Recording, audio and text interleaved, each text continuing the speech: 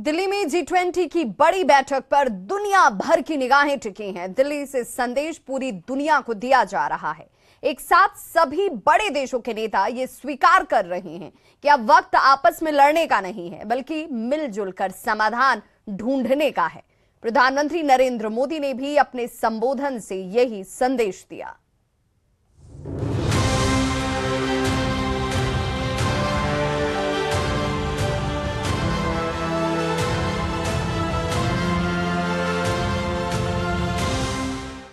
G20 की बैठक पर दुनिया भर की नजरें टिकी हैं।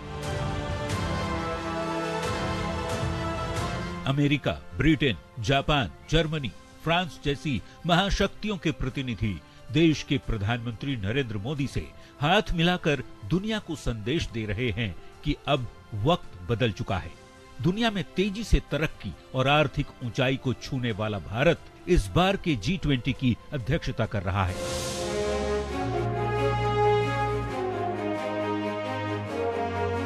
G20 शिखर सम्मेलन की थीम वसुधैव कुटुंबकम है। इस शिखर सम्मेलन में वन अर्थ, वन फैमिली और वन फ्यूचर वाले 3 सत्रों के जरिए दुनिया भर को बड़ा संदेश देने की कोशिश की जा रही है। G20 शिखर सम्मेलन की शुरुआत सबसे पहले नेताओं के फोटो सेशन से हुई। फिर प्रधानमंत्री नरेंद्र मोदी ने सम्मेलन की शुरुआत अपने भाषण से किया। पीएम मोदी ने कहा कि दुनिया चुनौतियों का समाधान मांग रही है। 21वीं सदी का समय दुनिया के लिए अहम है और सबका विकास, सबका प्रयास अहम है। जिस स्थान पर हम एकत्रित हैं, यहां से कुछ ही किलोमीटर के फासले पर लगभग 2500 साल पुराना एक स्तंभ लगा हुआ है। इस स्तंभ पर प्राकृत भाषा में लिखा है, हेवम लोकसा हित मुखेति।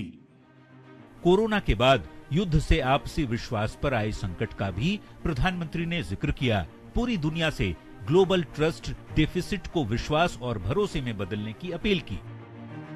G20 की बैठक के पहले दिन प्रधानमंत्री नरेंद्र मोदी ने ब्रिटेन, जापान, इटली और जर्मनी के साथ द्विपक्षीय वार्ता की।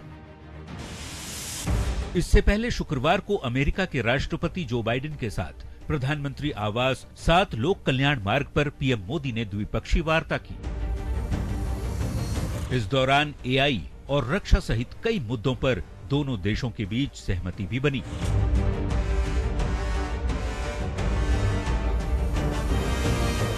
बाइडेन और मोदी ने साझा बयान जारी किया। अमेरिकी राष्ट्रपति ने भारत की G20 अध्यक्षता की सराहना की और चंद्रयान 3 की कामयाबी के लिए प्रधानमंत्री मोदी को बधाई दी। वैसे कई मायनों में G20 की बैठक बेहद यादगार बन रही है, क्योंकि पहली बार अफ्रीकी देशों के महासंघ अफ्रीकन यूनियन भी G20 की स्थायी सदस्य के रूप में शामिल हो चुका है। Bureau report, news 18। तो G20 की बैठक में शामिल होने बिहार के मुख्यमंत्री नीतीश कुमार भी दिल्ली में हैं। नीतीश राष्ट्रपति की ओर से दिए गए रात्रि भोज में शामिल हो रहे हैं। नीतीश करीब 1.5 साल के बाद पीएम मोदी के आमने सामने हैं, जिसे लेकर सियासत भी गर्म है।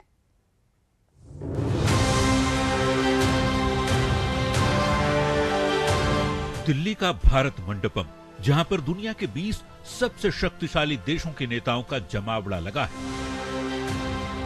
विश्व की नजर भारत में हो रहे इस बड़ी बैठक पर टिकी है, पर इसी G20 के कार्यक्रम में एक ऐसा आयोजन भी है जो बेहद खास है।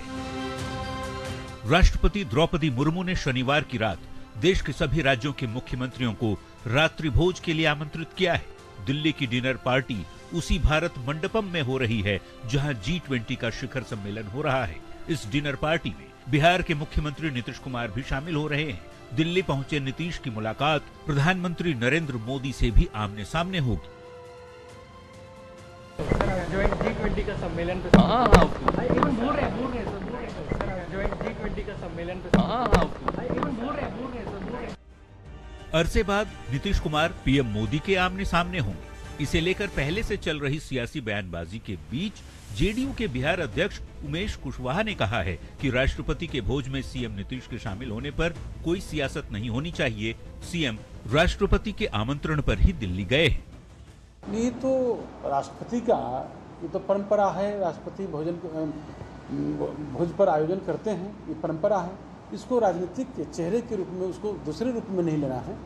ये तो परंपरा है, परंपरा में लोग शिरकत करते ही हैं। सभी देश के हर स्टेट के मुख्यमंत्री को बुलाया जाता है, तो उसको राजनीतिक रूप में इसको लेना माने हम समझते हैं कि ये इससे हट के माने रखा जाए इस चीज को। करीब 1.5 साल बाद ऐसा पहला मौका है जब नीतीश कुमार और प्रधानमंत्री मोदी आमने सामने हो रहे हैं। इससे पहले बिहार विधानसभा के शताब्दी समारोह में पटना पहुंचे प्रधानमंत्री के कार्यक्रम में सीएम नीतीश एक साथ मंच पर दिखे थे।